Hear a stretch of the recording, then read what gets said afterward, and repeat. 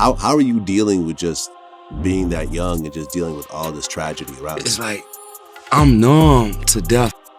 Like, somebody could die right now. Like, it sound harsh, but it's all love. Like, I don't really cry no more for death. I don't really cry no more. What is like your perspective of life right now? My perspective of life, not to be took for granted, like at all. I've been shot 3 separate times out of my life, so that means like, I came close to death 3 times. This is not no game. You know what I'm saying?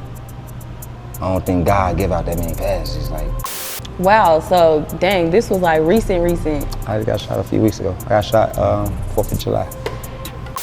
Hey yo, squad, what's the drill? Back with another video, man. Bosstop is one of the most notorious names in the rap game right now, and all of that wasn't by chance. He's someone that's been working on his rap skills since he was a little kid. Unfortunately, the streets of Chicago have always been more about thugging than rapping, and the younger generations have always been the most affected.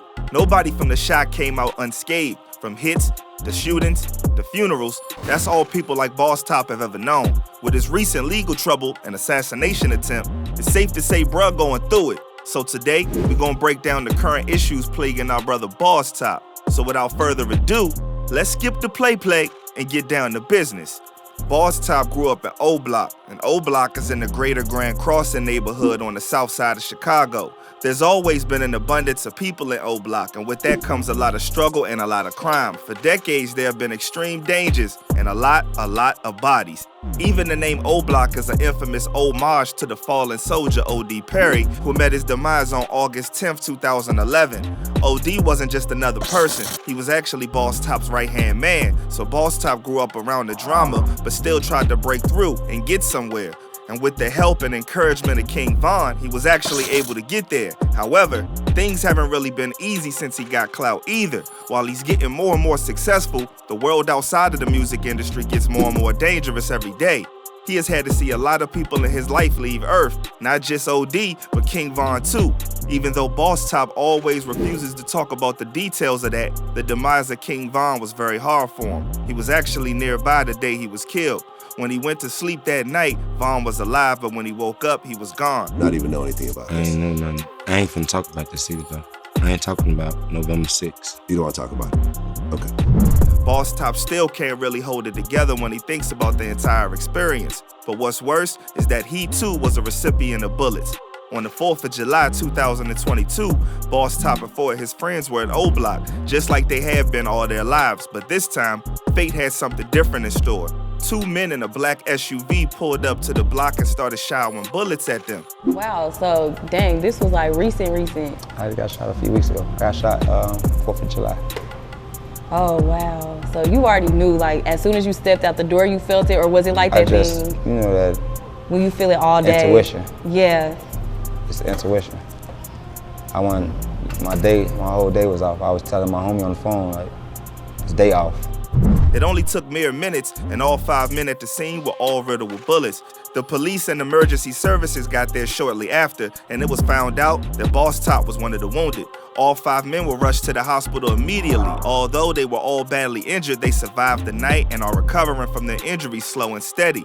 This wasn't the only shooting in the area. Almost every week since July, there have been shootings all over where 50 to 60 people were shot each time. One of these shootings was only hours before Bosstop was shot. The random street drama gets worse and worse with time. And one of the reasons why is that nobody really IDs the shooter. In the case of OD, no one knew who killed him. Even though there was lots of talks and all of the mass shootings after that, there's always been an accurate number of shooters but no real names. Even in the case of the Bosstop shooting, none of the 5 men on the scene said a single word about who the shooters were. They confirmed that it was a black SUV and that there were 2 assailants, but apart from that, nothing. At first, the survivors of the shooting, including Bosstop, weren't even admitting that they were there. It took them a really long time to come to terms with what had happened, and even though Bosstop does admit it now, even at this point, it's something that he has a very hard time talking about. That does make sense because the man has been through multiple near-life ending experiences, and when you're from Oblock, surviving is a problem too. If you don't talk about it, you might just be caught in the next shooting, and if you do, you will be caught in the next one. So either way, once you're in a shooting, whether you're a snitch or not, you have to watch your back. At this point in time, that's what Bosstop is trying to do. But as somebody who's a black disciple, he had a target on his back his entire life, and now that target just got a little bigger. Now the restraint that Bosstop has shown doesn't mean that he's afraid of the shooters or dealing with the situation. It just means that he knows the way Chicago works. He's somebody who went to jail for the first time when he first jumped off the porch. Throughout his life, people that he cared about lost their lives to straps. It's not a coincidence, it's all connected. And it's all to ensure that he's able to continue on living the life that he's finally built for himself. The life that O.D. Perry and King Von wanted him to have. Getting there hasn't really been that easy for him though. Not only was he thrusted into a life of crime early on, but he's also a part of a fair share of beef. He had a beef with Chief Keef even, another rapper with whom he was on kinda good terms with until he accused Bosstop of stealing his jewelry when he wasn't at home. And then things went kind of left with you and Sosa. Right. He accused you of stealing his jewelry. As they say. As they say. Well, he did it. He went on social media, right? Yeah, for sure. Okay. What's that about? That wasn't about nothing. We got to the bottom of that, you know what I'm saying? Okay. So it's like, you know, I think Von cleared that up or something. Bosstop has said before that he had nothing to do with it. Then there was also times in the past that he claimed he snatched the chain right off a dude's neck. There are a few more storylines relating to the incident, so it's safe to say that we'll never know what really happened. Only thing we do know is that Chief Keef ain't got that chain no more. Although they do talk about each other respectfully today, there's always that hint of beef in the background, it seems. None of the men have really talked about the incident in detail in a while, and when you think about it, it makes sense too.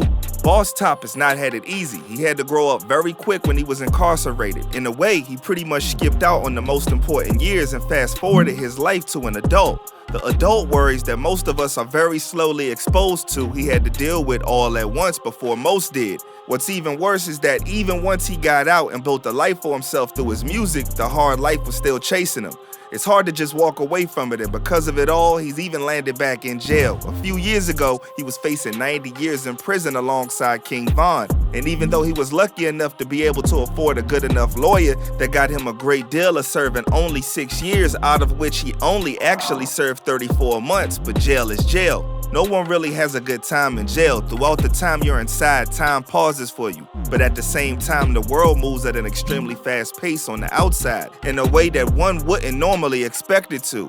In the time that Bosstop was on the inside, he even missed the birth of his daughter. She only knew him by his voice. He didn't want her to come to jail to visit him, even though she could have, but he didn't want her to see him like that. So he told his family to just keep the contact over the phone and that he would meet her himself when he got out. And that's exactly what he did.